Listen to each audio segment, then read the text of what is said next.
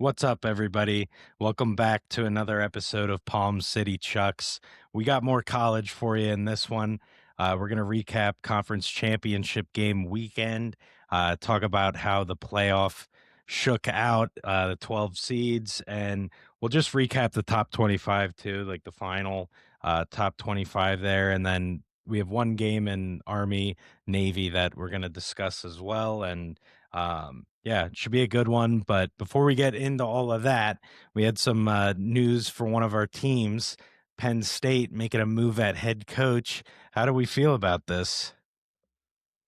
Well, I mean, everybody was getting on Penn State to make a hire, right? And maybe rightfully so. I'm not super big on that. You don't want to rush it. I think the perception was that Penn State kept missing out on their guy, and maybe they did. Honestly, we'll never know. It certainly seemed like BYU head coach Sataki, like that we did want him, and then Crumble Cookie stepped in and was like, "Nah, we're just gonna give a crap ton of our revenue to BYU to keep him," and that's fine. Honestly, I didn't really love that hire, and I am a bigger fan of the Campbell hire, the one that eventually did happen. Um, Mixed feelings a little bit, as I mentioned, I think last week on the pod, you asked me who I wanted, and I wanted Dable. Maybe that was unrealistic. I don't think so. For a school of Penn State's talent, you've got the money you can throw at him if you really wanted him. But I understand maybe why not. But we get Matt Campbell, who head coach from 2012, 2015 at Toledo, did really well there. Then he goes to Iowa State from 2016 till, we just hired him last week. So he's been there for a long time. Took them the first Big 12 championship in a while, bowl game appearances, something that you wouldn't typically see out of Iowa State. So I don't hate the hire. I'm not the biggest fan yet, but I don't hate it, and I could definitely be convinced through his coaching in these first couple years that he was the guy for the job. But we'll find out with time. I think Penn State fans, if you're listening to this, you need to recognize that next year is probably going to be horrible. We're probably going to be an eight-win team at best. We are going to lose. We lost all of our recruits that we had in our top recruiting class. Maybe some of Iowa State's guys come with Campbell. That's a possibility, but respectfully, Iowa State recruiting, Penn State recruiting, they are not on the same level. Right. And, but Iowa State was ranked like 50 in recruiting class, and Penn State is currently at like 150. So, we'll take what we can get in this first year here, maybe save some NIL pool money for the next year, or even try to make a lot of big splashes in the transfer pool. We'll see how that goes. I will say, he had his first press conference this week. I watched that, and that was a tick in the good box for me. He came out and he was immediately emotional, clearly upset that he had to leave Iowa State.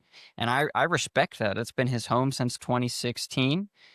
So I actually can appreciate that was his first reaction. And you could tell it was genuine. He was very emotional, but felt like this was a move he had to make for his career. And that makes sense. Like, whether Penn State ever wins a national championship under his regime, who knows? But Penn State versus Iowa State, when it comes to, coaching position, it's Penn State all day. So I Yeah. Oh, totally, yeah. totally get that. He seems to have a good vision for the program, aligns with Penn State's values. So we'll really see. There's a lot to learn here. What I don't love, and this is on Penn State, not at all on Campbell, is the contract structure. I think it's very clear that we didn't really learn anything from Franklin's contract, and that might be because we got lucky and ended up not having to pay a lot of that because he got his big job at Virginia Tech right away. You can't expect that to continue on here, but his contract is 8 years, 80 million, 70 of that guaranteed. So it's more than we were paying Franklin yearly off the bat. The 70 guaranteed is the buyout. Obviously, it will decrease with each year based on what was guaranteed that year, but that's still a massive buyout. 3 years from now, when he's got 5 years left, he's still going to be a $47 million buyout coach in 3 years. So don't necessarily love that. Pat Kraft and the Board of Trustees, I really wish that you would have taken a longer look at that and tried to structure this a little bit differently. But again, this might come back to the pressure of Penn State felt like they needed to make their head coach hire, given that all the other programs have. And to pry Matt Campbell away, maybe those are the guarantees that he needed in place, that he was going to get that 70 million one way or another. Hopefully he's just here for all 8 years and it's worth it. And we win a chip or two. And I look back on this and I'm like, what was I ever worried about? It's hard to believe that That'd be given, nice. Yeah. recent coaching experience here at Penn State with James Franklin. But Matt Campbell himself, I think he's off to a good start with this first press conference. I'm excited to see what he does in the late signing window here, as well as the transfer pool. I think that will be exciting to see. It gives Penn State, light at the end of the tunnel. Biggest thing I'm happy about is that Terry Smith did not get the head coaching job. And I love the guy. He bleeds Penn State. All right. I said this last week. He does, but he should never have been in consideration for that head coaching spot. I still, respectfully, I don't love that he is staying on the staff. We talked about it last week, and I really felt like Penn State needed to rid of everything James Franklin. And Terry Smith, unfortunately, is just a part of that and connected to him. So hopefully we don't see a lot of the same results that we did with Franklin at head coach, but there's a lot to learn. And in this first year, like I said, I'm honestly expecting like an 8, maybe 9 win season. I think more than that, and I'll be extremely impressed in this first year, given how all of our recruits, essentially, except for 2, have now left our recruiting class for this upcoming year. But we'll see. We'll see. Yeah. Lot Like to learn. like you said, Lot to there's learn. yes, I was just gonna call back to that. Like you said, there's so much to learn here. Like, I'm interested as LSU fan too, like, with the coaches leaving and the NIL and, like, it's all still kinda new, like, we haven't seen many major top tier teams like Penn State and LSU lose their coach, and what kind of effect is it gonna be? Like you said, next year, probably not looking so hot for both squads. I mean, LSU, I think, has a better chance of bouncing back just given Kiffin's status in college football. But yeah, I'm curious what the effect is. Is it a 1 year thing? Then are we going to see Penn State back in the top 25 in recruiting or whatever next year? And I think they will rebound, but we just really haven't seen it yet. So I'm curious what kind of effect this is going to have. Because I mean, it would suck, like, but it's scary. Like if you, excuse me, if you dig yourself in a hole here, get behind, like, can you ever recover as far as recruiting and all of that? Because it's a scary time to be a team that's down, in my opinion, because like this is the next wave of change, and we know how it is. Like teams rise to the top, and then they just become the team everyone wants to play for. And it just kind of gets stuck there. And then that's why we have Ohio State, Bama, Georgia, like amazing every year for 10 years, and I just wonder what kind of effect this might have. One thing I will say in Penn State's favor is if there is a school that can bounce back from some bad recruiting shit, it's goddamn Penn State. I Yeah. mean, let's Oh, be real here for a moment on the pod. Penn State should still be a terrible football team from the sanctions they received from the whole Sandusky scandal. They should very true. still be Yeah. terrible. And they Yeah, that didn't very even come quickly close to bounced back burying to them. be a consistent top 25 team. And that I will credit to Bill O'Brien, and James Franklin. Thank you very much for that. You are the reason that we are still relevant in college football, Yeah. because that very That's an easily, amazing as you just point. phrased it there, could have buried Penn State for 10, 20, 30 plus years. And it didn't. It was a couple years and barely even then. So if there is a school that can figure this out, it's Penn State. That's all I'm going to say. Yeah. Yeah, and honestly, like even as far as recruiting goes to the region, which nowadays recruiting's getting just more and more crazy. I mean, kids from all over the map are going all over the map. But in general, the East Coast, it's Ohio State and Penn State, or the Northeast, I should say, that are getting all these recruits. That's their main problem. And there's a lot of talented athletes in Pennsylvania and a lot of these surrounding states. And a lot of them choose Penn State, and like I said, you lose some to Ohio State, of course, but Yeah, I think they'll bounce back, and like you said, they've already done it, which is awesome. Because 'cause you're right, that kinda shit can bury you. That's a bad look, obviously, and yeah, they really did recover very well. It's just that big game they just can't get over is the only thing really hindering You're Penn telling State, me, my friend. You're but they've telling got all me. the yeah, they've managed to put all the pieces in place. It's just executing when it matters, but yeah, very good point there. Yeah, I mean, we talked about one. I briefly mentioned the one Penn State scandal, so let's. I want to take us to it's just top of mind. I want to make fun of Michigan a little bit, but also keep it Yes. lighthearted. If we don't know a lot of facts right now, and I don't want to Right. give it a ton of airtime, um, given that it is looking frisky. But Michigan's head coach situation today, actually, Sharon Moore fired with cause from Michigan, and then about 30 minutes to an hour later, we find out that has also been arrested. So I'm very curious to learn what the reason for that arrest was. There, unfortunately, isn't very many reasons why that could be. None of them great, but we don't know the facts right now, so I'm going to refrain from speculating. But that's a tough look for a Michigan program that just had another scandal a little bit ago with Harbaugh leaving and the cheating. I mean, are we officially at the point here? The real point I want to make and debate with you on this call is with this happening with Tyrone Moore. He out the suspension, been involved in school. Are we at the point where they should be stripped of their title for real? I already thought that with just the cheating scandal because that very clearly had an effect. Yeah, But that now, that yeah, that's direct correlation to that, but, yeah, I think it could be something they go back and reconsider, but I don't know, I feel like they're not gonna relate this incident to that, so the fact that they already haven't stripped well, it, they probably won't, but, like I I mean, said, there's precedent. Joe Pa, yeah, they bro, currently they have the took means to. that man for everything, They everything did. he ever earned at Penn State when that whole Sandusky stuff happened. And I'll Yeah. still maintain to this day that Joe Pa got done dirty.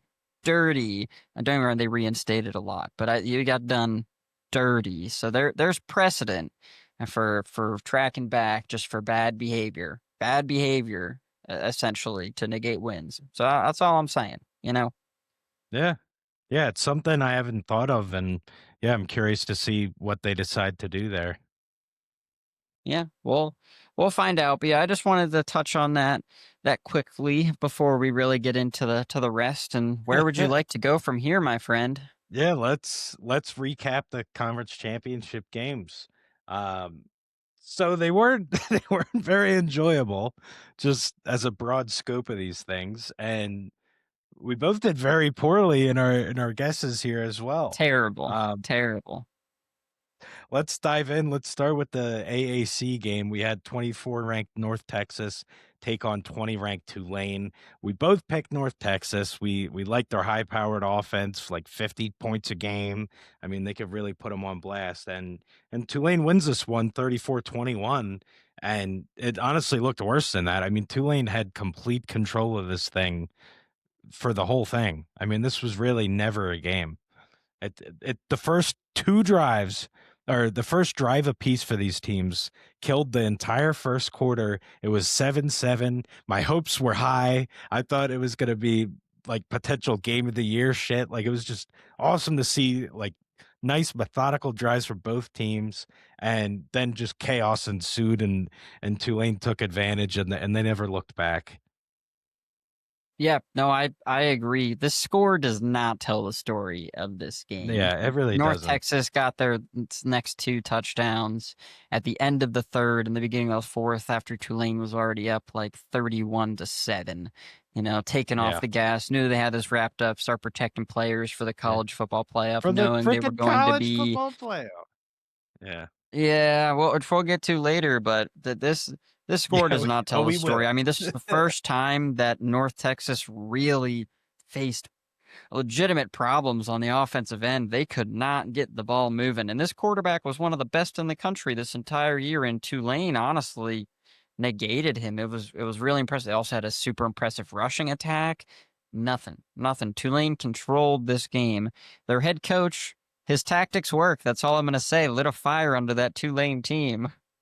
Totally. Yeah, I like the tactic. That I know just as a former player, granted high school, that would light a fire under my ass. Like hearing your coach talk about you like that, like, all right, let's go. But Yeah, yeah, I see Tulane, you. yeah, Tulane, a team I really enjoy watching, and I'm honestly happy they win here. And we'll see what they can do in the playoffs, but that's another debate. I mean, which spoiler alert, I'm not real happy with the team selected. But we'll get into Same. that in a little bit. But let's jump to the Sun Belt. We had Troy take on 25 ranked JMU. Um, one of the games that we got correct here, we had JMU winning, and that they did 31-14. It was pretty competitive at first in this game, but yeah, JMU just kind of outlasted them and burned Troy out, and held on in the end. Yeah, no, this was close for a while. I was actually at a friend's going away party while this game was on, but I made sure it was on in the background. Don't you worry, Oh, so I could have to, watch. have to. Have to. And I kept looking up, and I was like, "Man, this is remaining close." And then the second half came around, and JMU started to look a little bit more like JMU, and as you Yeah, mentioned, really pulled away here, 31-14. Pretty easy win in the end. Another team that with all the other events that we'll talk about here in a minute, slides in as well. So just like yeah, they Tulane, we'll get see in, what they can do once the yeah, playoffs start. We'll find out. and yeah, and that brings us to our next game. We'll talk about the ACC here. This game is the reason for all of this chaos. We had Duke, who was 7-5 going into this game, take on 17 ranked Virginia, and they freaking won. And I knew if they won, we talked about it last week at nauseum. I was so annoyed Duke's in this game. I don't understand how they possibly could have been chosen to be playing in this conference championship. And they are, and they freaking win it. And s- I, I mean, I kind of want to segue right to the freaking playoff, but we have to refrain. But I will be coming back to the Blue Devils here, and um, how they really just jacked this whole thing up. But yeah, they take care of Virginia 27-20 in overtime, and they just really threw a wrench in things. They threw a wrench in things. I mean, nobody to blame but Virginia, honestly. There's Yeah. also I No, do you're want to say right. a quick correction for our fans out there.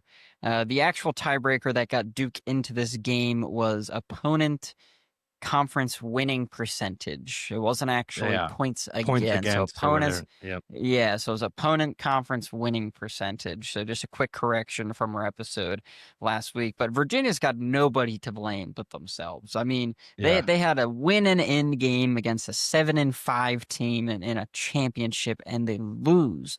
And this was very reminiscent for me. I think I texted you right after. The overtime felt exactly like Penn State, Oregon. It ended Uh, like the exact same way. Quick score from Duke. Virginia tries to come out and get it right back. What do? Throw a pick on the first play. GG's, game over. I mean, good for Duke, I guess. Do they feel like ACC champions? Honestly, if I'm on this Duke team, I'm like, yeah, for we real. won, but You feel like you holy crap, stole we're not a something. good football team. Yeah, like Yeah. quite Yeah, where's the literally. Who receipt? knows? Yeah. Yeah, that's a good point. I'm sure it feels a little odd. Like it's almost luck that they were even in the game, but they got it done, and I like a spoiler kind of thing, but yeah, I don't like the ripple effect that this game had. But like I said, we'll get into that shortly. But let's move on to the Big 12 here. We had 11 ranked BYU take on 4 ranked Texas Tech, and Texas Tech took care of business here, 34-7. BYU showed some fight. I mean, they were scored first. I mean, they were up 7-0 in this one. And yeah, you see the 34 unanswered. You don't win football games giving up 34 unanswered. No, you do not. And I mean, you said it perfectly. Texas Tech came and they took care of business, man. There was never a chance for BYU after Texas Tech started to get rolling. Texas Tech is a good football team. We've been saying that a lot this year. They surprised us a little bit. Like it wouldn't have been my pick out of the Big 12. I was big on Baylor. They didn't quite show up, but Texas Tech just has continued to do so all year long. It's been really impressive, and they are a scary team for anyone in this college football playoff. Yeah. Yeah, they're racking up some sizable wins. I mean, they got a decent resume, especially for coming out of the Big 12. But yeah, curious to see what they do as the competition ramps up here in playoffs. Let's go to the SEC championship game. We had three ranked Georgia taking on nine ranked Alabama. We both went Bama here. Bama won the earlier matchup between the two. Um, yeah, Georgia took care of this one, 28-7. Georgia looked phenomenal. Like, they looked like the best college football team of the season that I could tell in this game. Granted, Ohio State has also put on some awesome showings this year. Awesome with, asterisks because it's not so awesome for a lot of us, but they're a really solid team too. But this Georgia team looked insane. Like they made Alabama look like JV middle school out there, and this is freaking Alabama we're talking about. And yeah, Georgia, I can't say enough of how much they impressed me in this game. And yeah, I'm curious to see if they can keep this going because in my eyes, after that, they're the team to beat here. I could not agree more. If, coming into championship weekend, I would have said it was Ohio State. Leaving championship weekend, I am of the mind that Georgia is the team to beat here. They absolutely destroyed Bama in this game. Bama never had a chance. This It, was ridiculous. negative It was negative rushing yards as a team for Bama in this one. Like the defense was unreal. And yeah, the it offense did more than enough. I mean, they looked really complete. yeah, Bama getting, some might say, a little lucky staying in the college football playoff. In my mind, I don't Yeah. think so. I think they should have been in regardless. We'll talk about that more later in the episode. But the big takeaway here for me is Georgia babied Alabama, and they may very well do that with the rest of this field this coming month in the college football playoffs. We will see. Yeah. Yeah, we shall. Let's move on to our final game here, the Big Ten. We had two ranked Indiana taking on one Ohio State, and Indiana freaking takes it, baby. 13-10. Awesome, awesome, awesome. They are not immortal. They can be beaten. But boy, are we right about it when we talk about that Ohio State defense. Oh my gosh. 13 to Yep. 10. That's Big Ten football right there, I baby. was gonna say classic Big Ten showing, my friend. Classic Big Ten Yeah. showing. I mean, good for Kurt Signetti. Gets a Big Ten championship here. Takes down Ohio State, the number one team. Good showing. Ohio State really didn't impress me at all on the offensive side of the ball at all. I'm not I'm going to be honest. I still am not huge on Indiana come college football playoffs. I just don't see them stringing together three straight wins in a row against really quality competition. They'll probably get one and they'll probably get past the quarterfinal this time around if I had to guess. But man, I just don't know that I see it from the rest of them. And once you get to semis and finals, I don't think think I see three in a row. Yeah, I'm with you.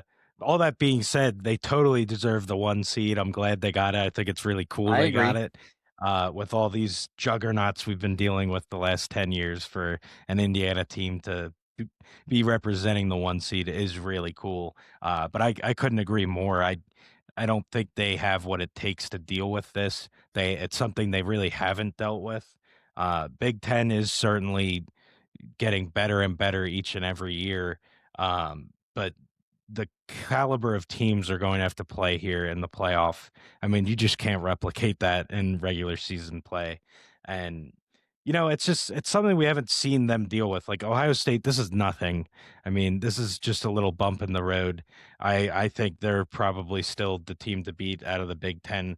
And even Oregon, I feel like, is more equipped to deal with a college football playoff environment than Indiana is. And nothing really against them. It's just kind of an experience thing. And but yeah, I mean, I wouldn't mind being wrong there either. Like Indiana is a fun team Yeah, to I root wouldn't hate for. it.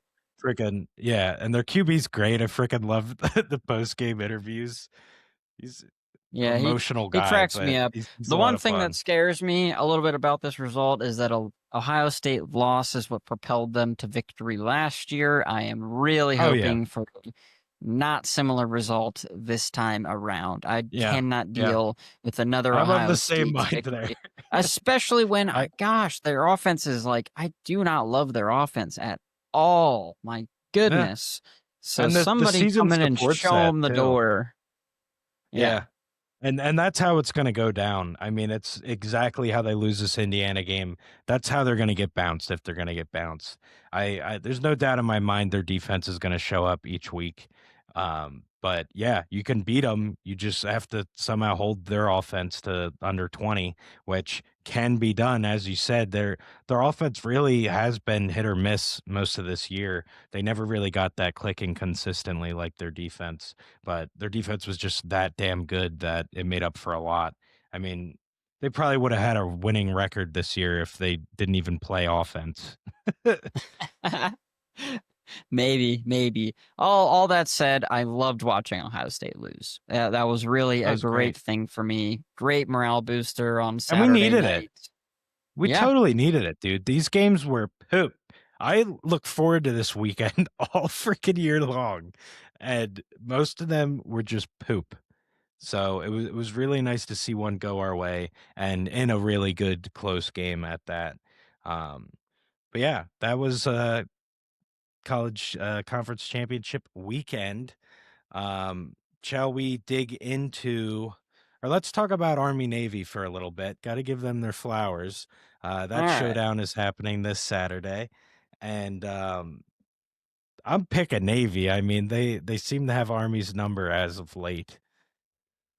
I'm also picking Navy. I actually don't know that this year will be particularly close.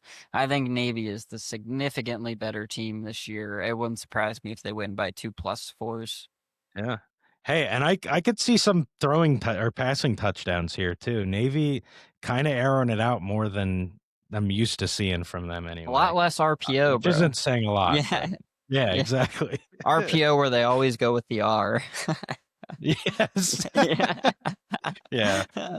I think they Goodness. forget about the P. So it's always Yeah. R. But yeah, hopefully we see the ball aired out a little bit, but yeah, always like glancing at that game for a little bit, even when it's a blowout. It's just, it's got that nostalgia feel to It it. it feels like a different way to pay some respect to the American military, honestly, by tuning in for that game. Our future military men. Yes. All right. So let's do I'll leave it to you. Do you want to discuss the final rankings or do you want to dig into this playoff bracket? I want to dig into this playoff bracket. I mean, Yeah, I'm top excited 25 to too. I'm me is like doing whatever, but the like yeah. let's everybody Let's do everybody it. can look that up, form their own opinions, but let's talk about these Right. 12 teams that are going to keep on I playing Let's do it. for a Let's chip. do it. But yeah, let's just talk Duke. I mentioned it earlier. I was very excited to get here. Um, but yeah, Duke, having been in this situation, we know I don't agree with it. I think it's ridiculous that the tiebreaker doesn't go to overall record. Miami should have been in that conference championship game. Definitely not changing my opinion there. Um, but Duke winning this game makes me want them in this freaking playoff bracket. I mean, yes, their record isn't nearly as good as JMU's, but they're playing in a much more significant conference than the freaking Sun Belt. Like, your Sun Belt wins don't mean much to me. Like, I'm sorry. It's just the reality of the situation. We kind of talked about it a little bit last week, and I think you're in agreement that we want this to get as close as possible to truly the top 12 teams in college football playing in this tournament. And we're not having that with JMU in this tournament at all. And not to take anything away from them, their schedule's their schedule. They took care of business. They had one loss, and they're a conference champion. We know there needs to be five different conference champions in this mix. We know that spot was Virginia's if they had won the game, but Duke won.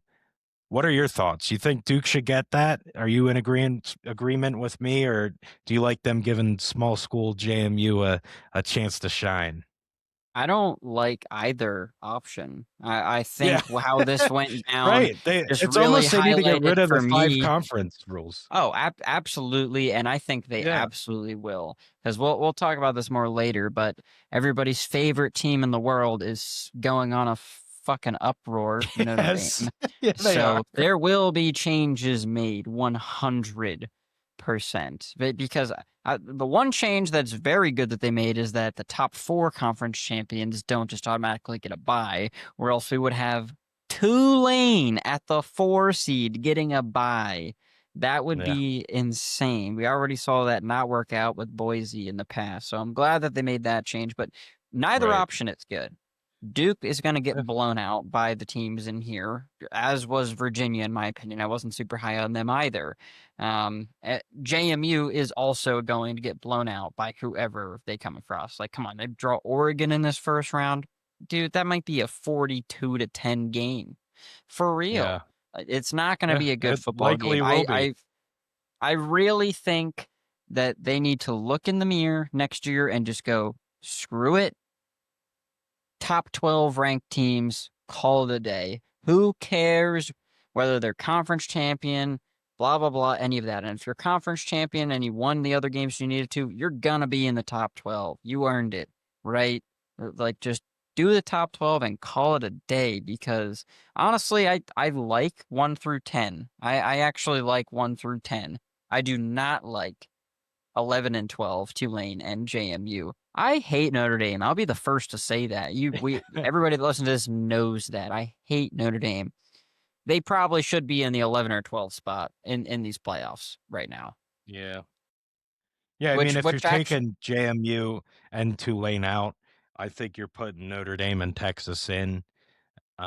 With yeah.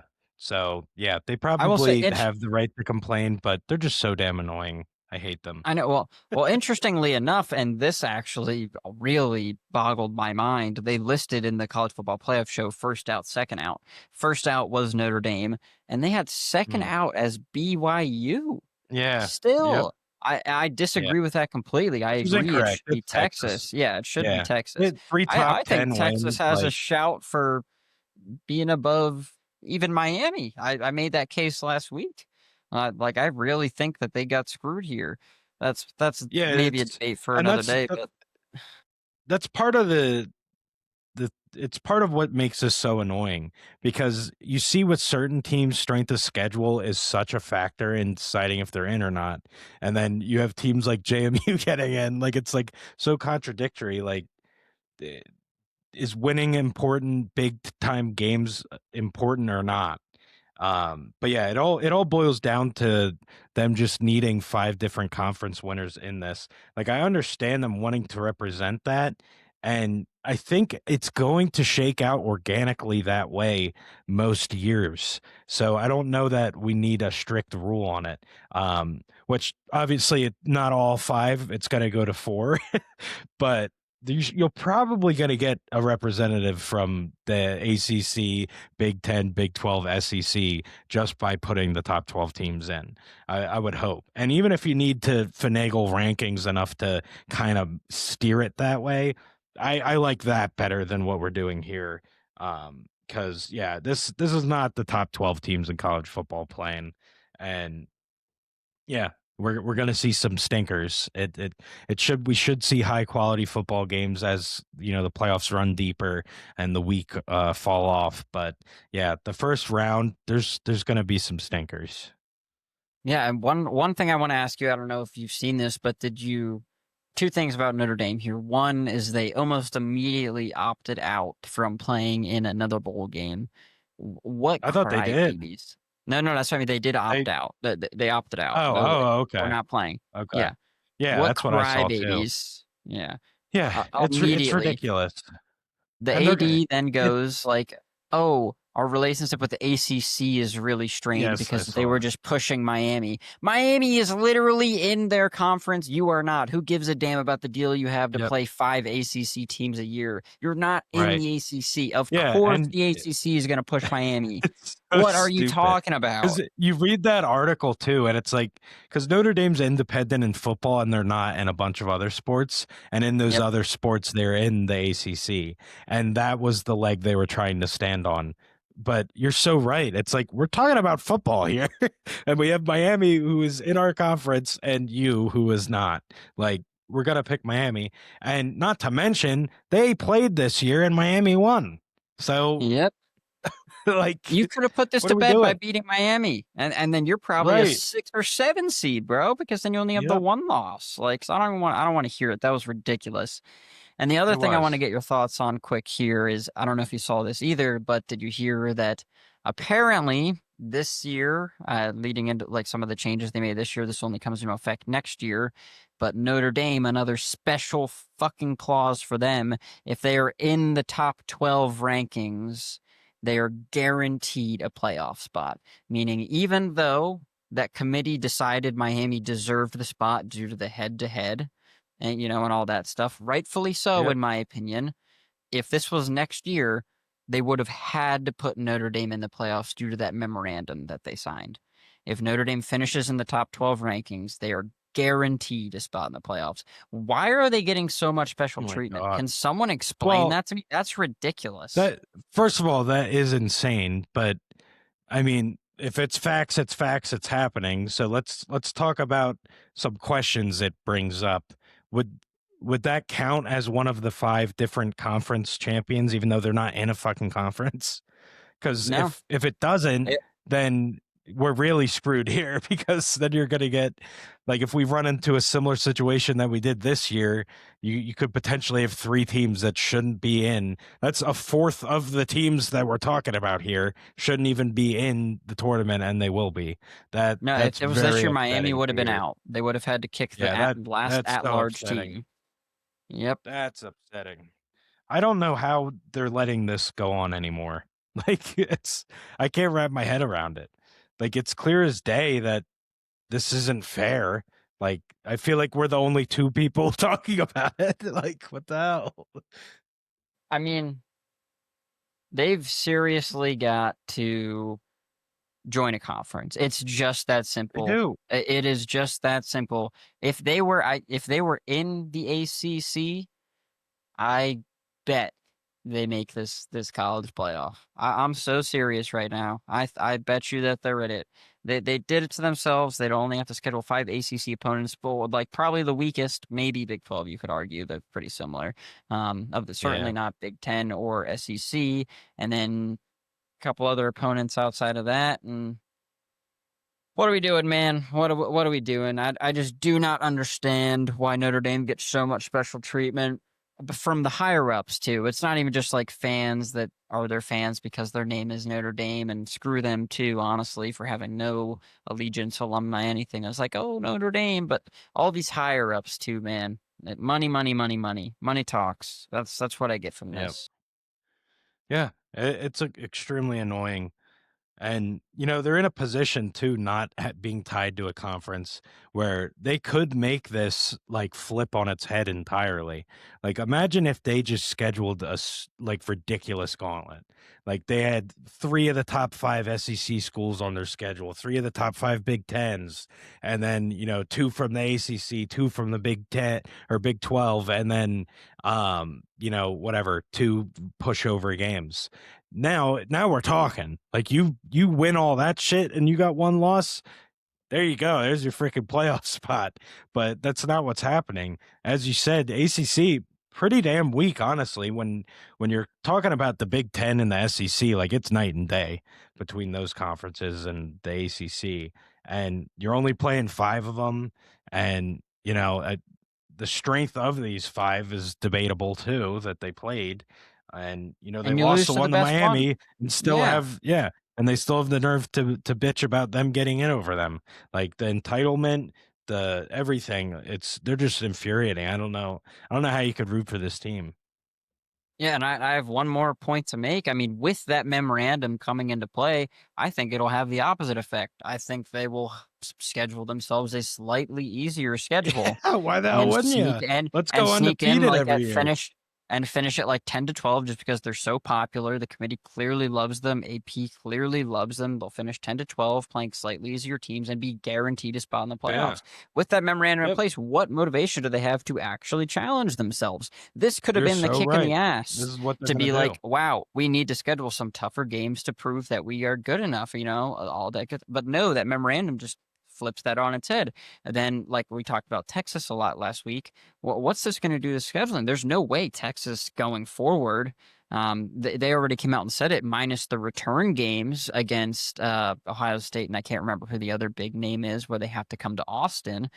They're not going to schedule games like that anymore. We are ruining college football by holding these teams hostage for scheduling good games.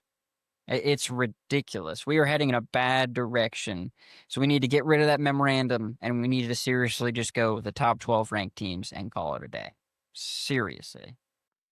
Yeah, I agree, and it's only gonna do what they want. It's gonna give us better football, which is gonna get more people watching it, which is gonna give them more money, and it's what they should want, honestly.